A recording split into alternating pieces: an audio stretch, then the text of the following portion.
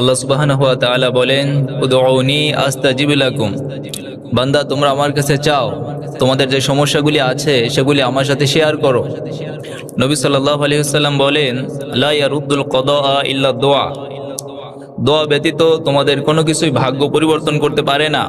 Just only your দোয়া can change your life. শুধুমাত্র তোমাদের দোয়াটাই তোমাদের ভাগ্যের মোড়, তোমাদের জীবনের মোড়কে পরিবর্তন করতে পারে। সম্মানিত উপস্থিতি, এজন্য অবভিয়াসলি দোয়া is most important part of our life. দোয়া হলো আমাদের জীবনের অন্যতম একটা অংশ। দোয়া কবুলের জন্য স্পেশাল 3টা শর্ত রয়েছে। কেউ যদি এই 3টা শর্তকে সামনে রেখে, এই 3টা শর্তকে মেনে আল্লাহ তাআলার কাছে দোয়া করতে পারে, আশা করা যায় তার প্রতিটা দোয়াকে আল্লাহ তাআলা কবুল করে নেবেন। ফার্স্ট অফ অল, দোয়ার ক্ষেত্রে যে কন্ডিশন, দোয়ার ক্ষেত্রে যে শর্ত, সেটা হচ্ছে দোয়ার ক্ষেত্রে আমাদের ইনকামটা হালাল হইতে হবে। ইওর ইনকাম শুড বি হালাল। নবী সাল্লাল্লাহু আলাইহি ওয়াসাল্লামের খুব প্রসিদ্ধ একটা হাদিস, তিরমিজিতে হাদিসটি এসেছে। নবী সাল্লাল্লাহু আলাইহি ওয়াসাল্লাম একবার দেখলেন একজন ব্যক্তি খুব কাকুতি মিনতির সাথে, খুবই কাঙ্ক্ষিত মন নিয়ে, খুবই বিনয়ের সাথে আল্লাহ তাআলার কাছে ক্ষমা চাচ্ছেন। সাহাবায়ে কেরাম অবাক হয়ে গেলেন। সাহাবায়ে কেরাম চিন্তা করলেন, এই ব্যক্তির দোয়া আজকে আল্লাহ তাআলা অবশ্যই কবুল করে নেবেন।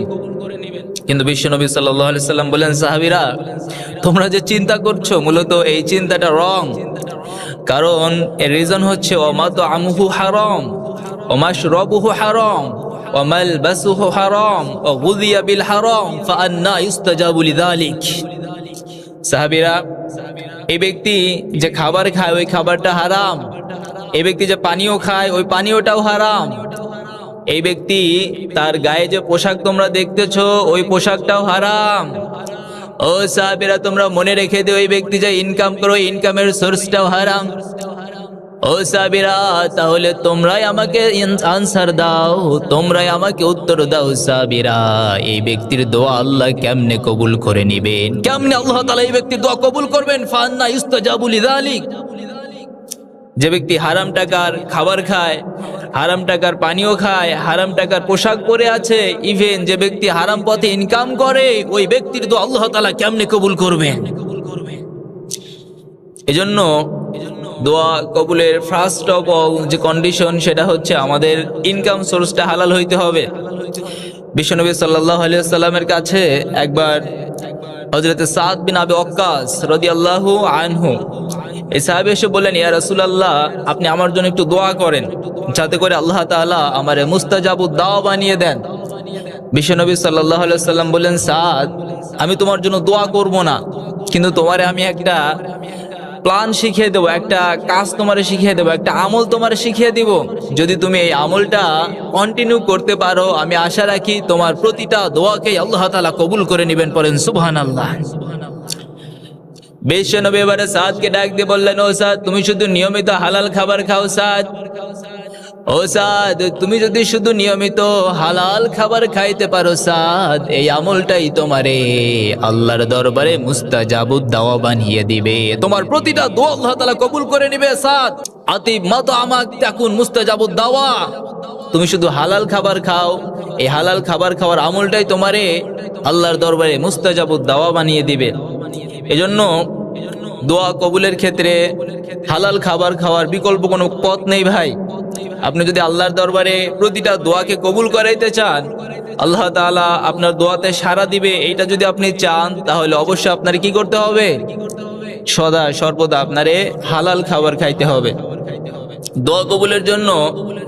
এরপরে দ্বিতীয়ত যে কন্ডিশন, সেটা হচ্ছে দোয়ার ক্ষেত্রে তাড়াহুড়া করা যাবে না। আমরা অনেকেই আছি দোয়ার ক্ষেত্রে অনেক বেশি তাড়াহুড়া করি।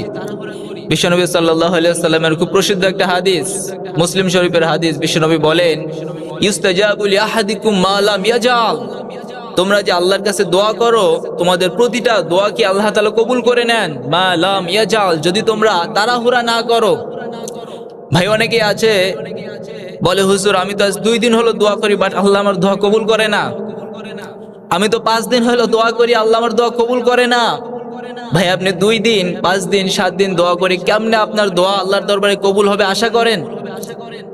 আপনি একটু সময় নিয়ে আল্লাহ তাআলার কাছে চান, একটু ধৈর্যস্থিরতা অবলম্বন করে আল্লাহর কাছে চান, তাহলে দেখবেন আপনার প্রতিটা দোয়াকে আল্লাহ তাআলা কবুল করবেন।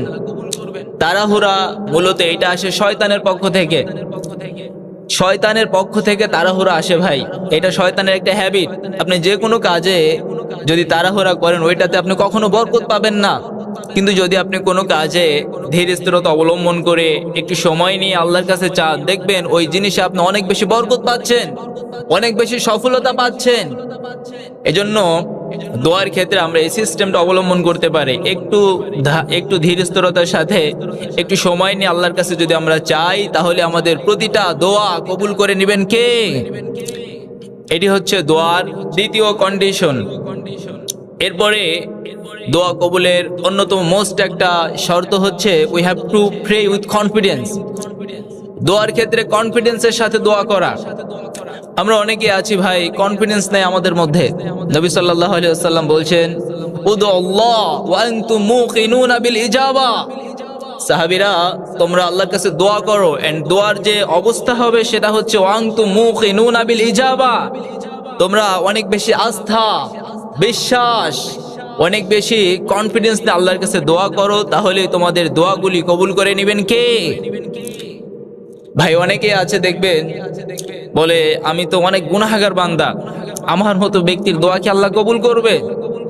না ভাই, আপনি যদি আপনার মানসিকভাবে এতটুকু বিশ্বাস না পান যে আপনার দোয়া আল্লাহ কবুল করবে না, তাহলে বিশ্বাস করুন আল্লাহ আপনার দোয়াকে কখনোই কবুল করবে না। কারণ আপনি নিজে বিশ্বাস করতে পারেন না।